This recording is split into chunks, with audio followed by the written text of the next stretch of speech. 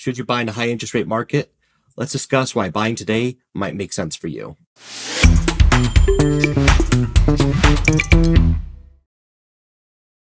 Before I jump in, I need to add my disclaimer. The information I'm sharing in this video is in no way intended to be a catch-all advice for every potential buyer out there. Your individual financial circumstances and goals may not align with this topic. If you're interested in buying a home, you're encouraged to speak with a loan officer, like myself, licensed in your home state or country, who can help you find the most appropriate path to qualification based on your circumstances. A lot of potential home buyers, especially younger buyers, have a lot of anxiety over the market today. The dream of home ownership seems to be getting further and further away. So what, if anything, can you do? Well, for borrowers who can qualify, there may be certain advantages of purchasing a home in a high interest rate market. For starters, with less competition for a home, you may be in position to negotiate for a better purchase price or perhaps concessions that might help your loan terms be more favorable. There are also products out there which may make getting into a home in these market conditions slightly more favorable for you. A popular program right now is called a temporary rate buydown. This is a seller-paid program that allows you to pay a lower interest on your monthly payments for a temporary period of time between 1 and 3 years. To explain, let's say you finance a home with what is called a 2-1 buydown with a hypothetical, not real world rate of 6%. That means in the first year,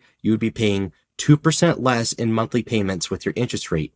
So if you had 6%, like in my example, year one, you're paying 4% in interest rate. And then the second year, you would be paying 5% in interest rate. After the second year, your loan would remain at the rate you locked at in this hypothetical example of 6% for the remaining term of your loan. If you feel, like many economic experts and loan officers such as myself, that in the next few years or possibly even next year, that rates will get better, essentially the temporary rate buydown would let you make lower monthly payments while you wait for the market conditions to improve. And once they do improve, you'll be able to refinance at a lower rate while skipping all of the potential challenges that come with the seller's market. And what if rates didn't improve during that time period? Well, you still came out on top, as during the temporary rate buydown period, you are paying a lower monthly payment. And once that expired, since market rates are worse at that point in time, then you are making monthly payments at a lower cost than what the market interest rate is at that point in time. And they may be saying, hey, that sounds great, but I still can't afford to put an offer on a home. For those of you with this concern, there may be products and programs out there that can help you overcome these financing challenges. Here's a few things that you may be unaware of that can help you get into a home today. Some states may offer potential buyers programs to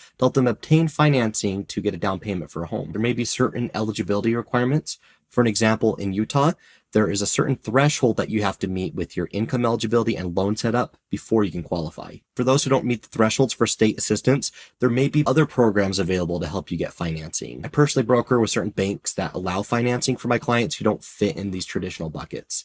Again, they have their own thresholds, so it's not a guarantee that you'll be pre-approved or qualified for these programs, but they are out there, and it never hurts to have a conversation with your loan officer.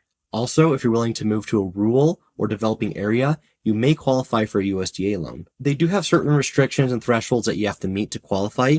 However, if you can qualify, you can get into a home potentially with zero down payment at all. So again, back to the original question, should I wait for interest rates to go down before I buy a home? It depends. But if you're able to qualify for a home now and you feel that rates are going to be getting better in the near future, then buying a house now may be more advantageous than waiting for market rates to improve.